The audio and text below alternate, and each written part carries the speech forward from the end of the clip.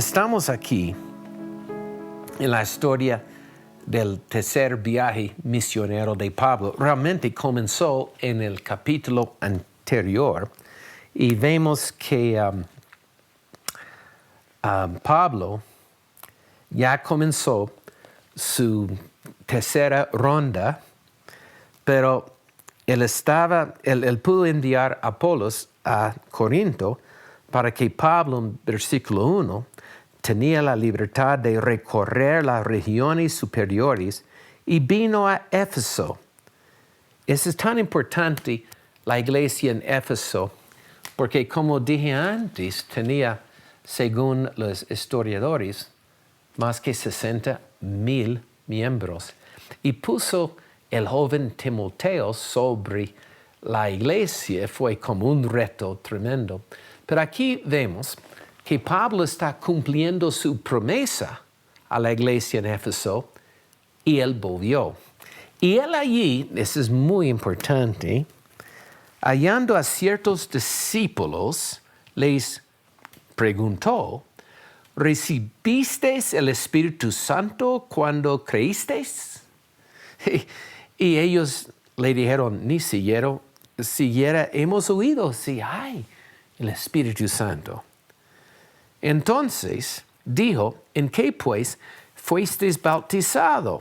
Y dijeron, en el bautismo de Juan, en agua.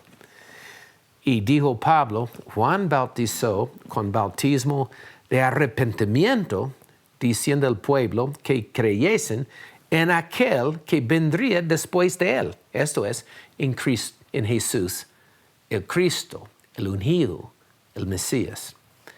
Y cuando oyeron esto, fueron bautizados en el nombre de Jesús.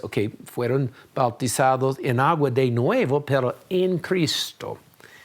Porque pasando por las aguas de bautismos, quiere decir que estamos muriendo a nuestro viejo persona y entrando la nueva persona unido con toda la iglesia. Somos el cuerpo de Cristo. Pero después de ser bautizados en agua, mire lo que sucede. Eso es tan importante. Y habiéndoles impuesto Pablo las manos, y recuerdas que la doctrina de imponer las manos, según Hebreos 6, es una de las doctrinas fundamentales. Las manos son para bendecir, para enviar, comisionar, para sanar y para ayudar a recibir el bautismo en el Espíritu Santo. Y Pablo, impuesto las manos, vino sobre ellos el Espíritu Santo y hablaban en lenguas y profetizaban, y eran como unos 12 hombres.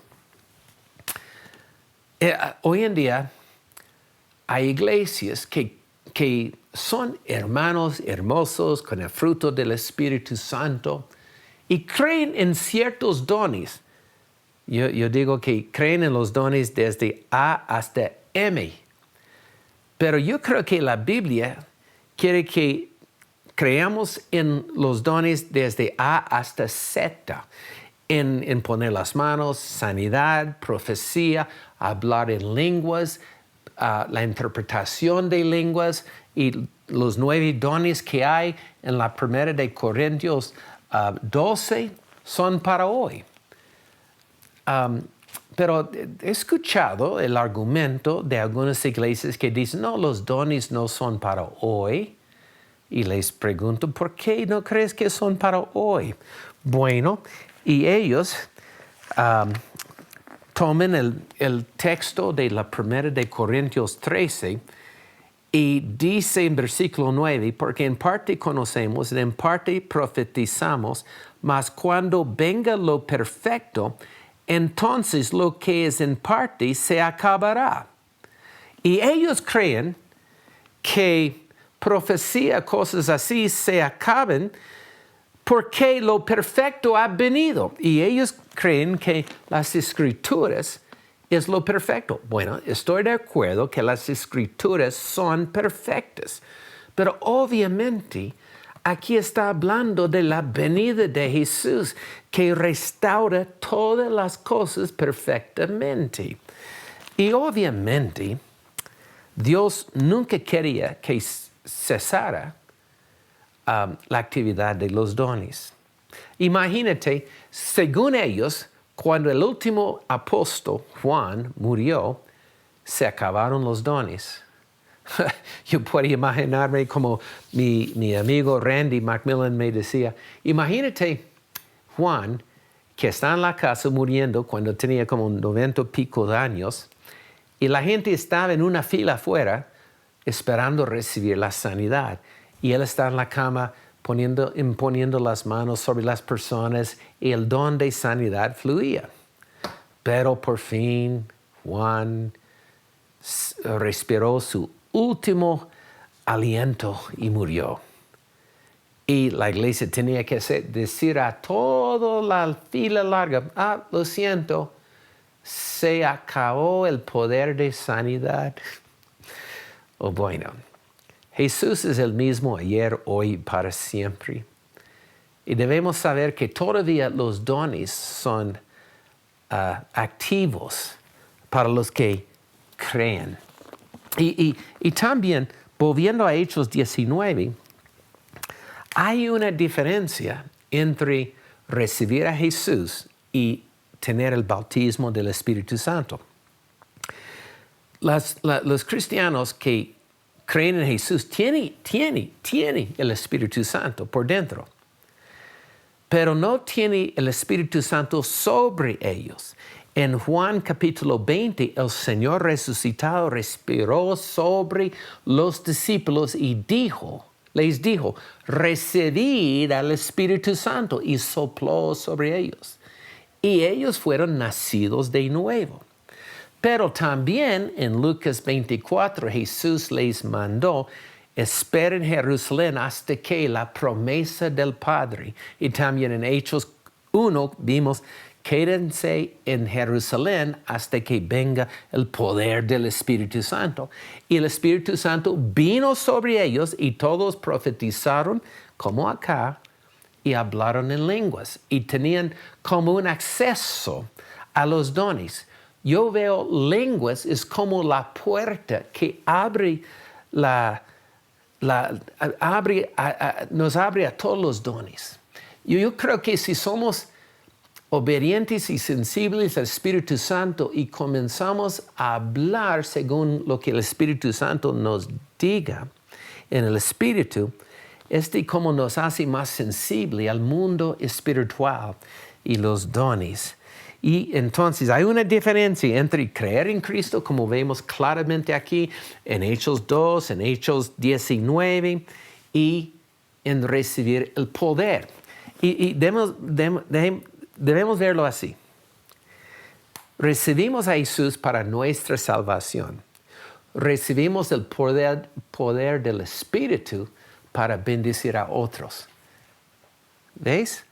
El Espíritu Santo en nosotros nos trae el nacimiento nuevo para nuestro beneficio, pero el poder del Espíritu está sobre nosotros para sanar y bendecir y profetizar para ayudar a otros. Listo. Entonces, Pablo continuó por espacio de 2 años en Efeso, y de manera que todos los que habitaban en Asia, judíos y griegos, oyeron la palabra de Dios, de Jesús. Ese es versículo 10. Y entonces Pablo no estaba ya corriendo por toda parte. Se quedó en una sola ciudad. Y la gente venía de todas partes para recibir la unción. Y yo creo que mi deseo es ver la iglesia en Medellín como un eje, un centro donde muchos pueden venir. Ha sido muchas profecías diciéndonos esto, para recibir y llevar el fuego y la palabra a otros lugares. Y Efeso también era un lugar donde Pablo amaba. Después de salir de Efeso, tenía que, vamos a ver en el próximo capítulo, una reunión con los líderes despidiéndose y él fue a Jerusalén y nunca pudo volver a Éfeso. Pero desde la cárcel en Roma escribió la epístola a Éfeso, la carta a la iglesia en Éfeso. Entonces, esta carta a los Efesios solamente contenía 6 capítulos, pero es la carta más avanzada, perfeccionada en la teología, porque muestra el Señor Jesús, no solamente como Señor, sino ascendido a la diestra de Dios, y muestra el plan de Dios para la iglesia local. Yo espero que todos los cristianos tengan el conocimiento de Éfeso para entender la importancia de la iglesia. Mucha gente quiere solamente ministrar fuera de la iglesia, pero la iglesia es el plan A de Dios. Bueno, y vemos ahora, eso es chistoso. Antes, versículo 11. Hacía Dios milagros extraordinarios por la mano de Pablo en Éfeso. Y de tal manera que aún se llevaban a los enfermos los paños o delantales del cuerpo de Pablo, y las enfermedades se iban de ellos y los espíritus malos salían. Parece como muy extraño, como mágico, solamente tomando los paños de Pablo. Y en el griego está hablando de lo que él se llevaba durante el trabajo para quitarse el sudor. O sea, en algo tan común Dios usó para llevar la unción. Y mira, si Dios puede usar paños para llevar la unción, ¿cuánto más Él puede usar tus propias manos? Y además, debemos apreciar más la Santa Cena. Cuando estamos repartiendo el pan y entregando la copa del Señor, en el momento de recibir el pan y tomar la copa, es un punto de contacto. Tal vez no hay nada mágico del pan, pero es un momento cuando tocamos algo, como el paño de Pablo o el pan en la Santa Cena. Este punto de contacto suelta la fe y Dios responde. Yo recuerdo antes de conocer a Cristo, yo vi un evangelista en la televisión diciendo, solo toca la pantalla del televisor y tu enfermedad se irá. Y yo me burlé de este de evangelista, como tan ridículo, tocando la pantalla del televisor. Me hace reír. Y después de recibir a Cristo, conocí un hombre en Nueva Jersey, se llama Ron, y él estaba mirando la televisión y un evangelista dijo, y él estaba sufriendo de un dolor en la columna que casi no puede mover. Y él escuchó al predicador en la televisor diciendo, solo toca la pantalla y será sano. Y él extendió la mano, con dolor, y cuando tocó la pantalla, fue sanado 100%. Vamos a hacer algo. ¿Estás mirándome por la internet? ¿Tienes una enfermedad en tu cuerpo? Toca la pantalla de su iPhone, de su computador, y recibe sanidad en el nombre de Jesús. ¿Lo hiciste? ¿O resististe? Dios escoge lo necio para avergonzar a los sabios. Gloria a Dios. Bueno, terminando en este capítulo, vemos ahora algo chistoso, versículo 14, había 7 hijos de un tal Esqueva, judío jefe de los sacerdotes, una persona muy importante. Y ellos decían, en versículo 13, que trataban de liberar a la gente de demonios, diciendo, os conjuro por Jesús, el que predica Pablo. Pero respondiendo, versículo 15, el espíritu malo dijo, a Jesús conozco, sé quién es Pablo, pero vosotros, ¿quiénes sois?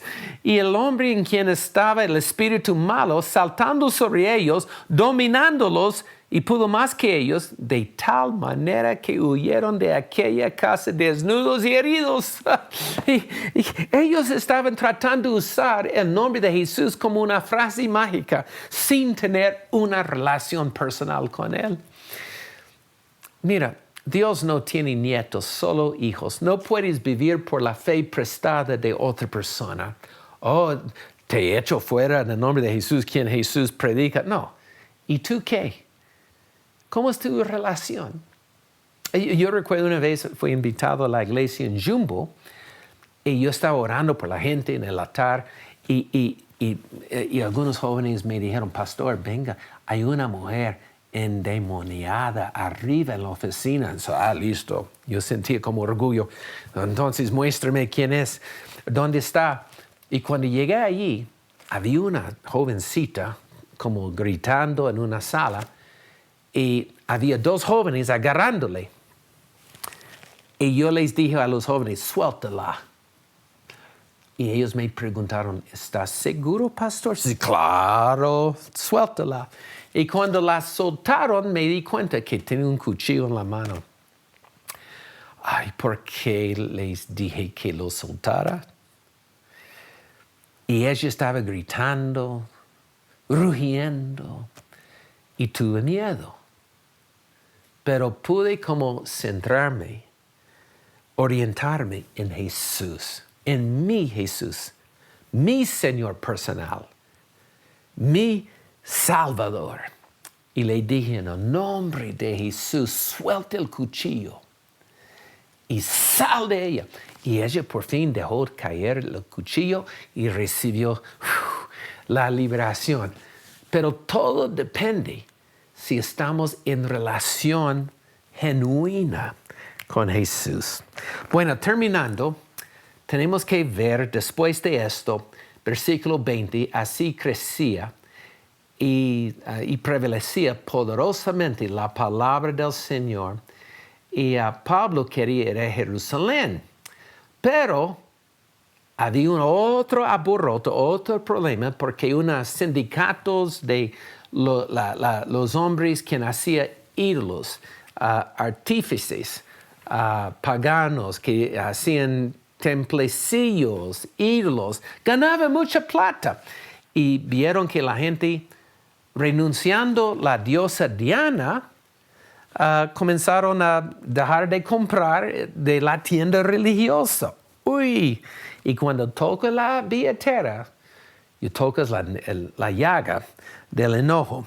Y es toda la ciudad levantada por este sindicato de ídolos, comenzó en un gran alboroto. Es chistoso. Y leamos como lo que dice en versículo 32, porque una vez yo estaba dirigiendo el equipo apostólico cuando Randy tenía que descansar en otra ciudad y llamé a Randy para darle el reporte de cómo fue la reunión.